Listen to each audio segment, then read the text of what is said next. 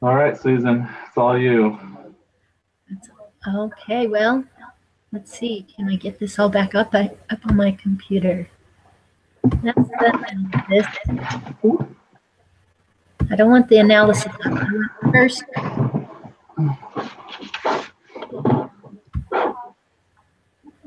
Okay, home plate discussion.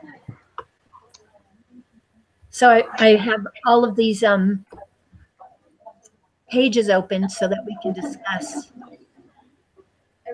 the group discussion for both cases, and my case analysis are both up. And so we already did the first two things. Share with the group what your answers were to the questions presented in the case study.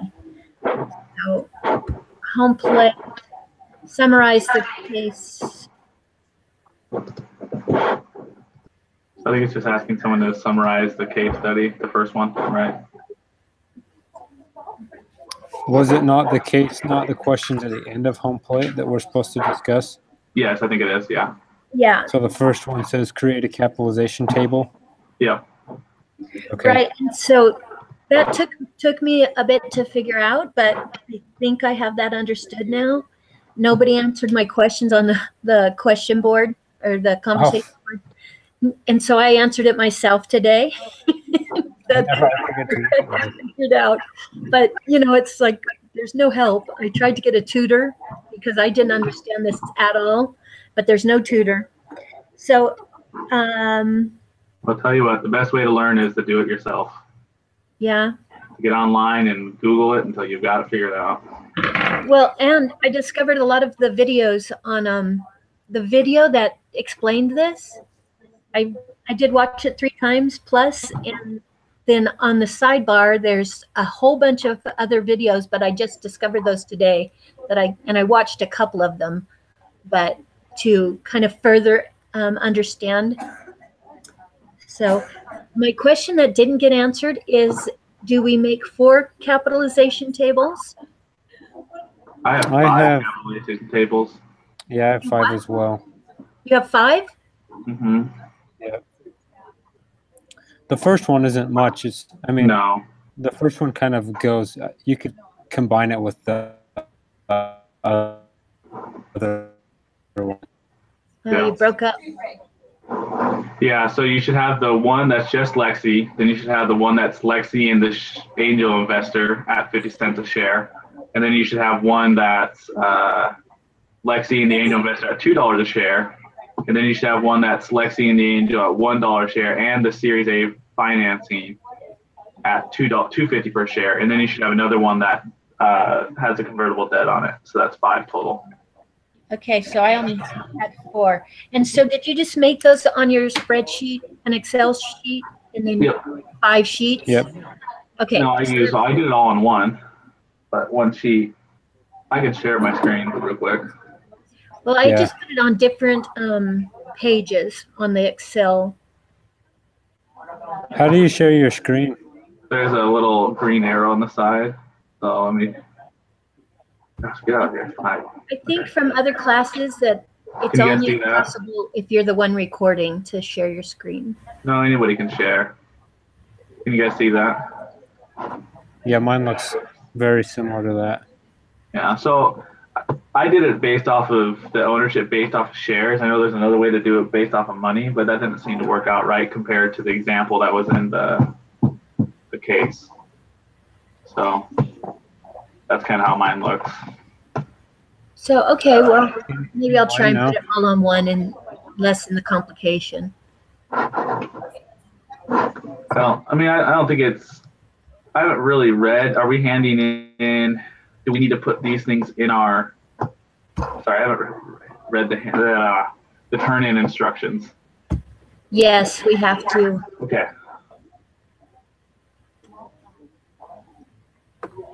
So, anyways, so one guy, I think his name was Jared, shared his work and showed me how he did it, and it was kind of what I was trying to do. So it worked out really well. So the capitalization tables are the questions, but I didn't get to the 5th. how does the convertible debt affect Lexi's ownership share of her firm? How is the Angel's share affected in the venture capital firm? So let's talk about that question. Yeah, I think the biggest Number thing five. Okay. with the convertible debt is that it makes it cheaper. Well, I mean, it kind of depends. You got to, because you kind of have to compare all of them. So if like the angel investor pays $2, so you're obviously going to have, I mean, that's cheaper, but paying $2.25, the angel investor is going to get more shares than he would have otherwise. So it's going to take some ownership away from Lexi in a way.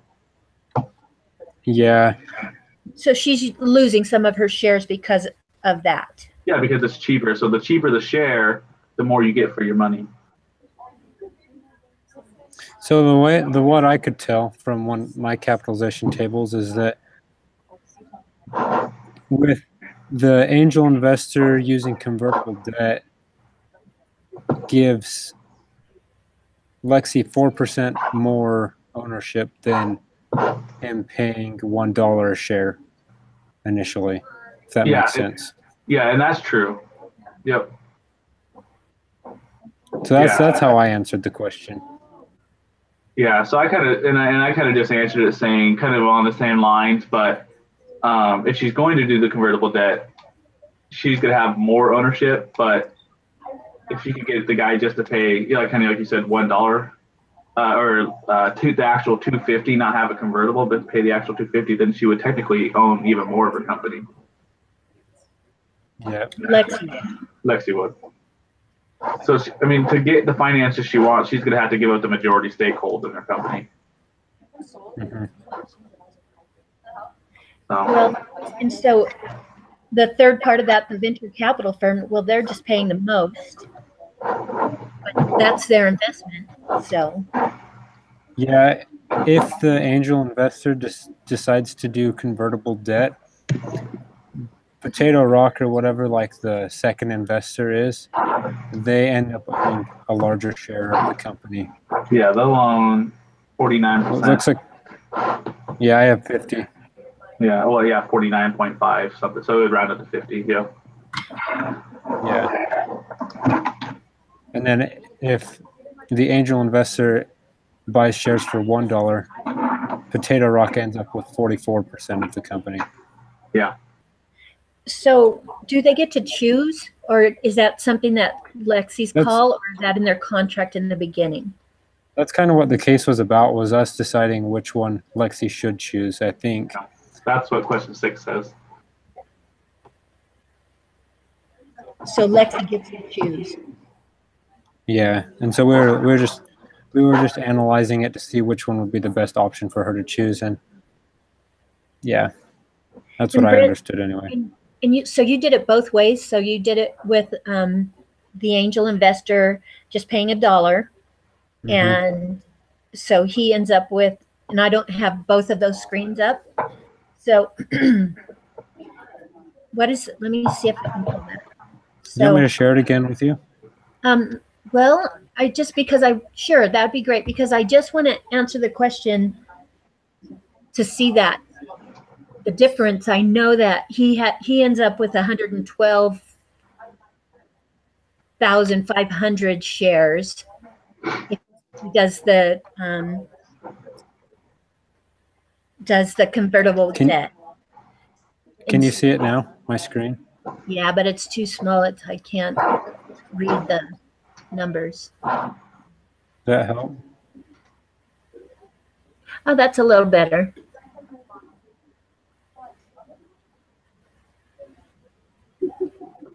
So, because I just remember that he will have 112.5, and she will, I don't remember the percentages.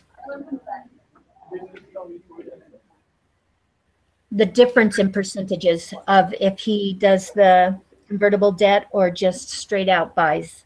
So I looked at this percentage, the 37%, the difference in that one, and the 41%. So Lexi gets 41% if they do the convertible debt. Okay, so that sounds like, okay, and he was 37. She would get 30.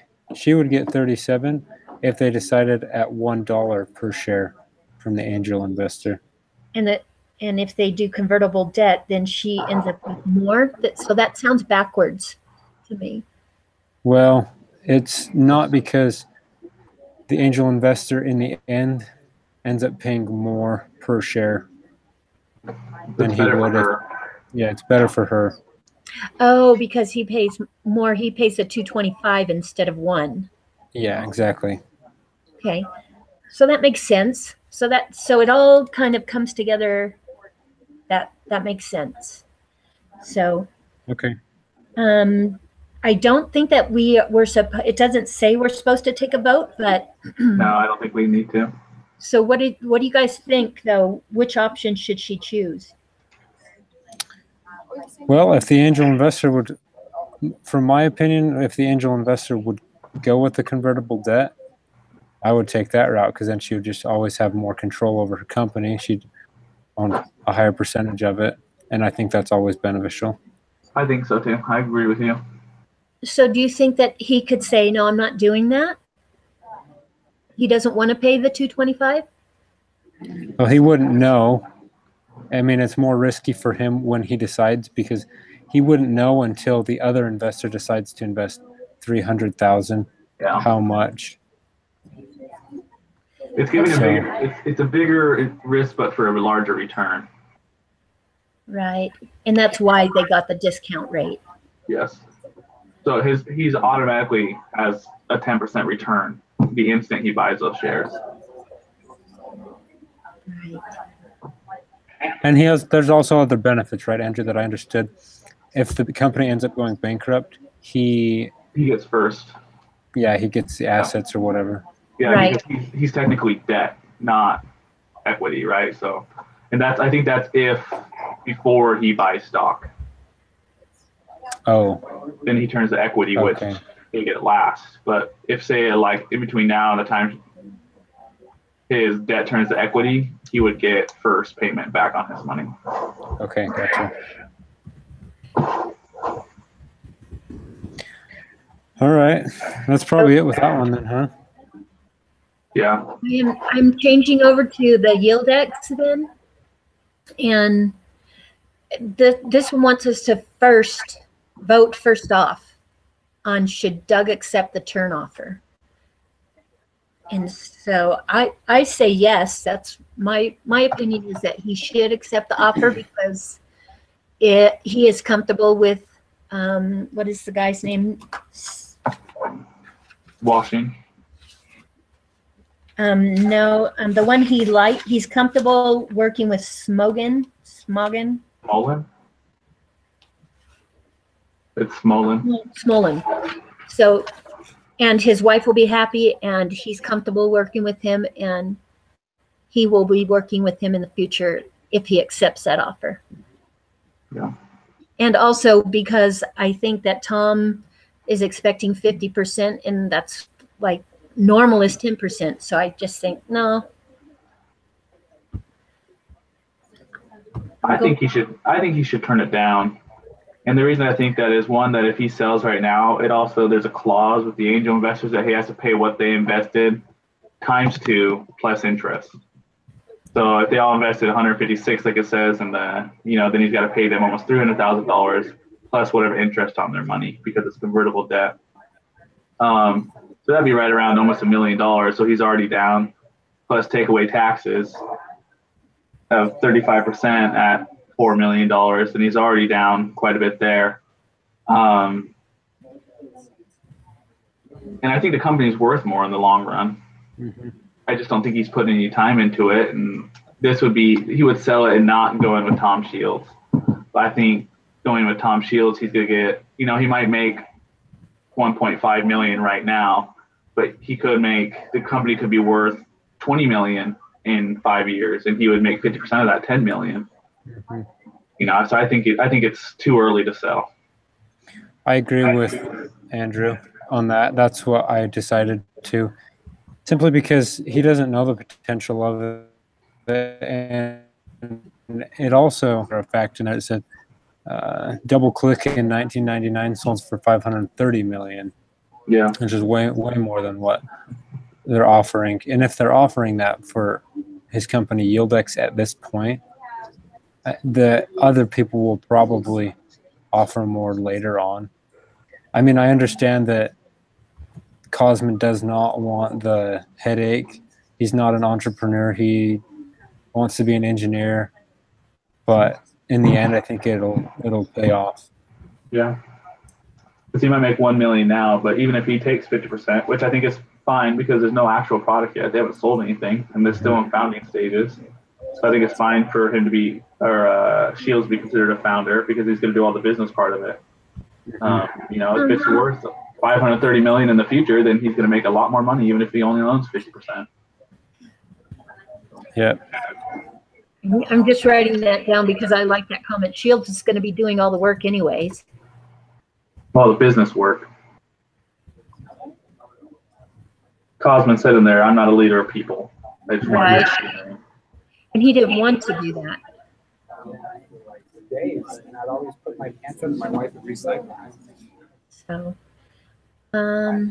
start your discussion. The next thing it says, start your discussion with those who say Doug should accept the turn offer, which was only me. If no one votes for that option, come up with reasons why he should take the offer, even if nobody thinks it's a good idea. So I just thought I already told what I. Yeah, we already did that. We just Yeah. did it without reading the question first. And we did number 5 as well. You guys were telling your opinions, which makes a great argument. And how much money will Doug receive?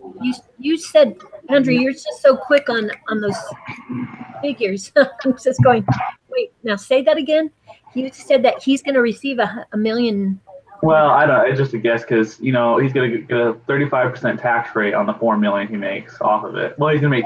I take that back. He's going to make 2 million cash, 2 million stocks. So he won't get anything for the stocks, but he'll have to pay for that. But he also has to pay back the angel investors double their investment plus interest. So that's going to be right around. That could possibly be right around $1 million, and he may end up only making $1 million off the whole sale plus the 2 million of stock. But I don't think it's enough. Yeah. Just because we don't know how much he could make. Exactly. And the potential is there, so. Yeah. As a group, realize that it is likely that nobody had a fully correct answer to this question. Here are some hints. Since half the buyout offer is in cash, you need to treat it as cash sale and give the investors 2 times their investment in cash, which is what you just said. Since half of the buyout offer is in preferred stock, you need to treat that portion as buyout and give investors 25% of the proceeds from the preferred shares. So even worse. Yeah, it's like a lot of the money's going out right away. Yeah. So he's going to lose a lot of that. And Doug's payout is whatever is left over after paying back his investors, both the cash and the stock. So you analyzing this, Andrew, brought it right up to that point. And of course, I'm not even thinking that way. I'm just thinking $2 million, that's a lot of money. It is a lot of money, but that's not what he's going to make. Right.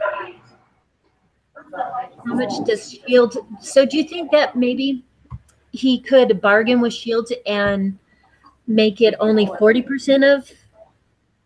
I just thought maybe he could just bargain his way to get into a better position. Well, I think that's what they've been trying to do, but I think he's in a perfectly fine position. I mean, he still owns 50%. He still can. I mean, most owners of companies, people who really own a company, own like 51%. It doesn't matter that they own 99% or 51%. It's the same. They still have control over the company. So nothing can happen really without him saying so. So I still think he has a lot of control at 50% of the company. And I think Shields will help him so much just because of his experience and the lack of experience that Doug has. And I don't think that the company will be successful if he doesn't make that move, because Shields will be so much more invested in it, trying to make good decisions if he's at 50% rather than at 40%, I feel like. Me too. Yep. Because he won't feel like he's getting ripped off either. He's at 50%. He'll feel like it's a fair deal. Sorry. So the question, how much does Washing give up if Doug gives Shields 50% of the equity? Did you figure that one out already? Wait, what did you say? How much does Washing give up if Doug gives Shields 50% of the equity? Okay, hold on. Where are you getting these questions? Because I, for some reason, don't have these same questions. This is on the instructions. To go to YieldX, then you go down to instructions, and they're in there. Oh, those questions. Oh, I Number thought we were... 7. So I didn't. Sorry, I was on the wrong page. I apologize. I didn't know how much Washing's had in equity, anyways. Well, it says, hold on, let's look. So Washing has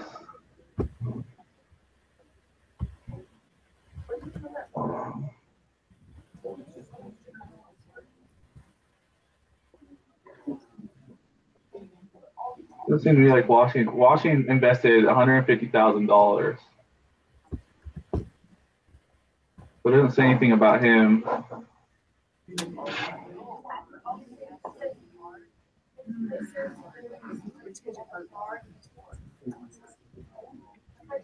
So that's a relatively small portion of the company. Hold on. How much does Shields deserve? What does Washing want Doug? Why does Washing want Doug to reject the turn offer? Won't Washing get a pretty good return on his investment? Hold out. Why does Washing? Oh, okay.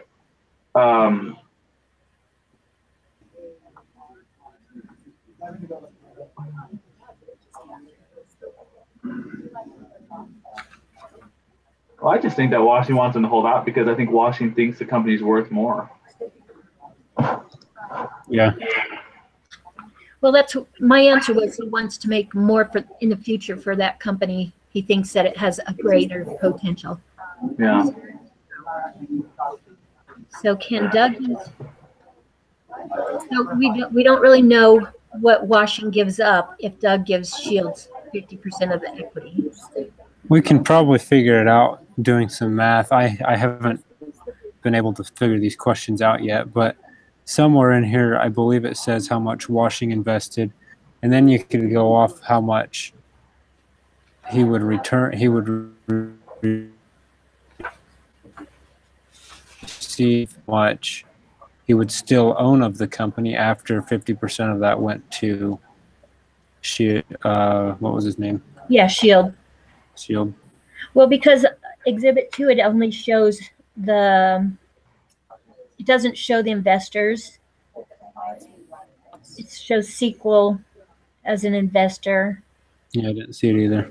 Partners and additional investors, 350. It doesn't isolate Washing. So it might say in there somewhere. I don't remember it though. Can't remember. So they don't have Washing doesn't have any equity yet because they're convertible debt. So once Series A financing comes around, he'll get equity at a 25% discount. So that's huge. He'll have instantly 25% return on all that stock that he bought. So technically, he'll do worse if he sells, and Washing will do better in the long run if he waits for the Series A financing to buy all those stocks at 25% at a 25% discount.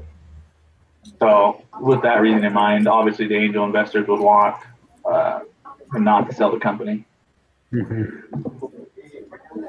So I don't know if this question will come up later, but so why does I want to know if Shields is going to get 50% of the equity, if he's still going to think that he's going to give up his lifestyle perks.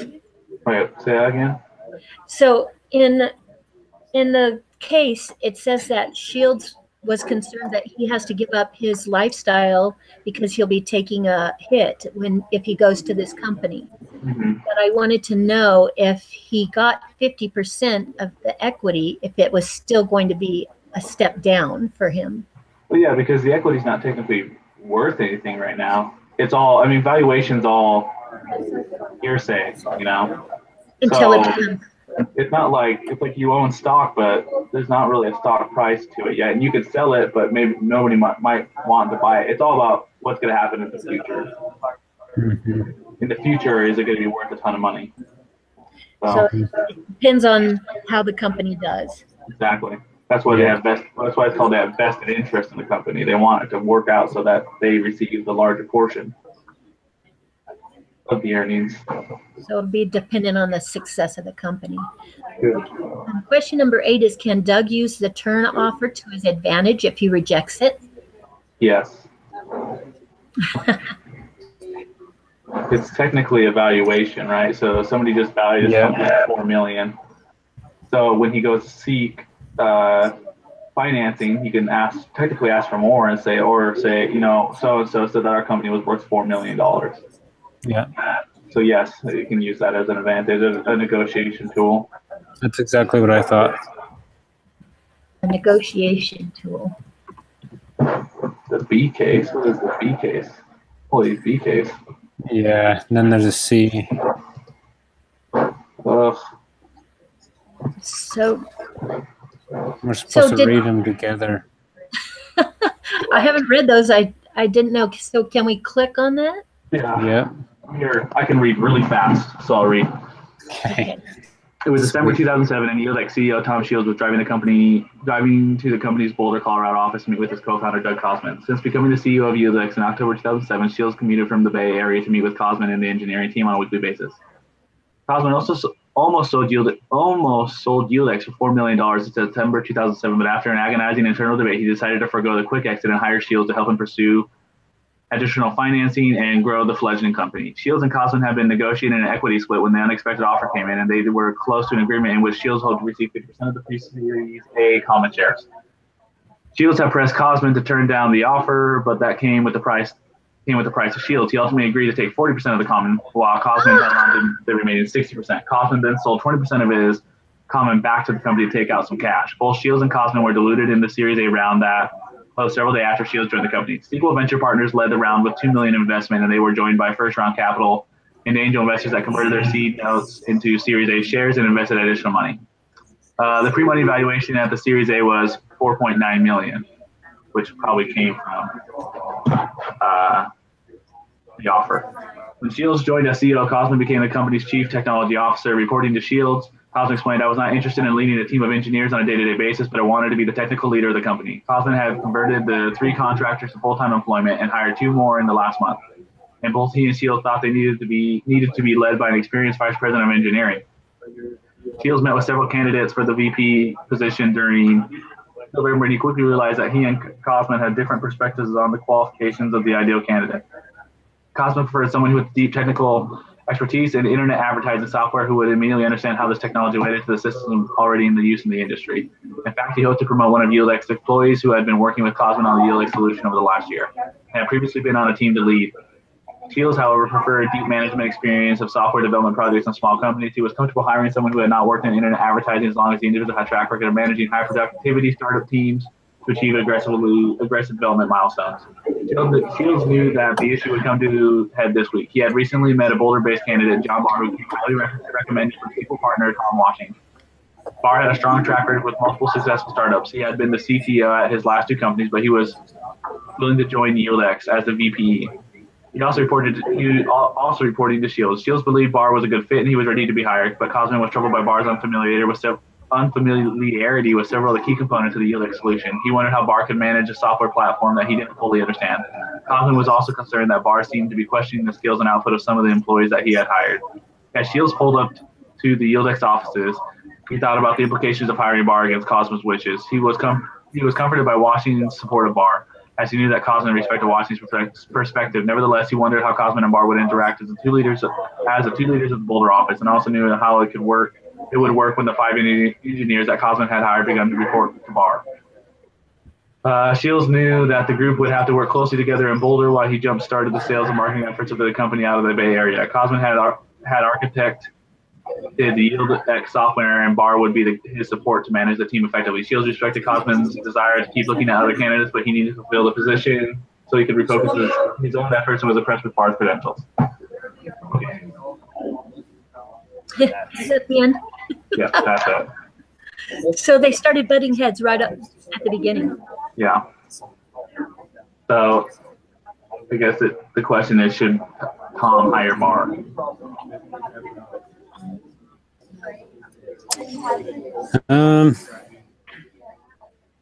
So if I understand correctly, each of them have 40% of the company, right? Cosman had 60%, then he sold 20%. Yeah. And Back Shields to the agreed company. to Yep. Shields agreed to have 40%, right? Yep. So they're kind of almost an equal level Yeah. as far as ownership, right? Well, yeah, but Bear doesn't understand, or Barr doesn't understand something about the technology. You just read it so fast, I couldn't understand what he didn't understand. Well, it's not that he didn't understand anything. He just hadn't specifically worked in internet advertising. So, Shields wanted just anybody that knew how to manage a team, didn't really care that it was internet advertising, just someone that was an expert at getting projects done correctly.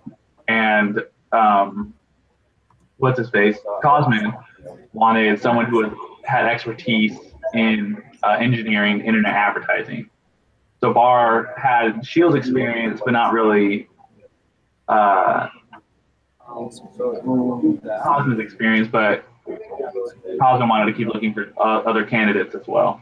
So I would say that Tom shouldn't hire Barr just because he has a partner, and I don't think you should go around just making your partner mad by hiring someone that he didn't want to hire, especially when it's under, Barr's going to be reporting to Cosman. So that might cause some workplace drama. So maybe he should wait on the hire and interview more candidates. Yeah, I think it needs to be based more off of what Cosman wants. Yep, I agree. I think that Shields needs to respect that they're equal in this, and that it will probably cause more problems in the end than it'll solve hiring him. Yeah. Simply just because of the tension and the drama that will be there. Yeah. So. All right. Susan, are you ready for me to read KC? Consider how this decision will affect the following. Okay, so that was what we just said. Yes. Okay, it's really short. So it's just a PowerPoint. It says YieldX KC. 6 months later, email from John Barr, VP of Engineering, to Tom Shields, CEO. Tom, Doug continues to be disruptive. His salary is $170,000. He holds the title CTO, which I should have. His team wasn't functional and has been replaced. At the board meeting today, do the right thing for the company. Okay. So Barr got hired, and then now he wants to get rid of Doug, or at least move him somewhere, and he feels like he should be CTO.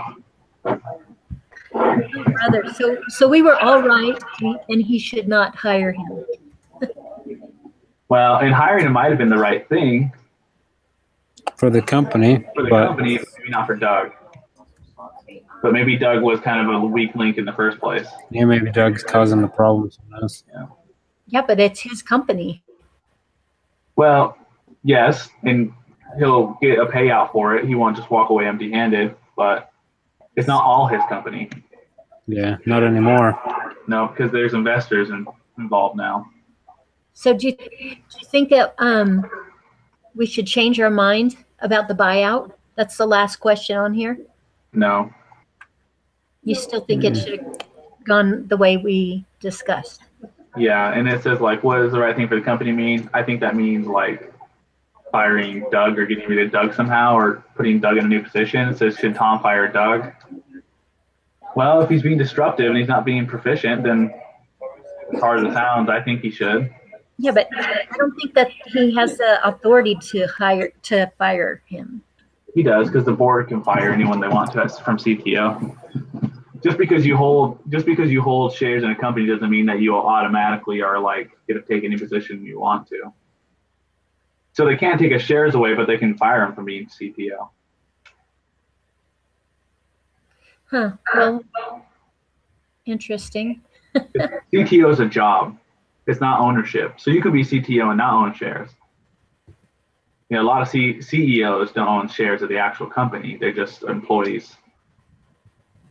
So Doug would still receive money or shares from YieldX, but he just wouldn't be working there on a day-to-day basis. I just think it sounds wrong to fire him as the founder. Oops, we lost Brent. So I think ethically it feels wrong for that to happen. Yeah, I think ethically it's wrong, but I mean, it's about returning value. So if he's ruining the company, there won't be a company soon if he keeps ruining it.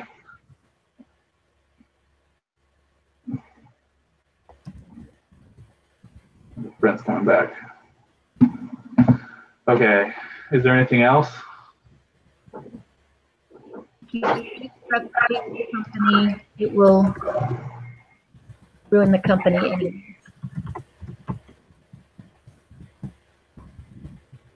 And he did say he wasn't that good at it. Yeah, there's some problems with Doug, obviously. They already have the algorithm. They already have what they need. So the thing is asking, do we need him anymore?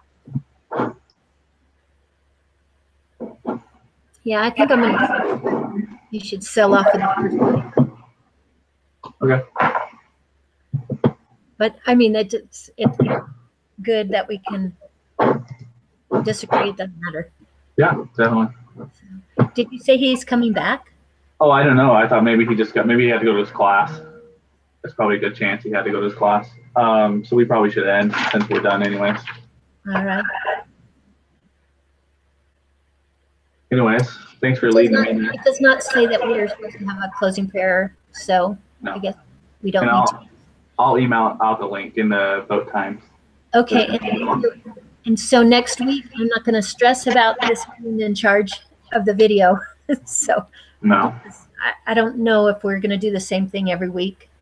Well, I can always send out the video. I don't mind it at all. It just, I think it more depends on who's running the meeting. Right. And so Brent's in charge next week, right? I think so, yeah. All right. All right. Thank you, Andrew. Yep, have a good week. You too. Next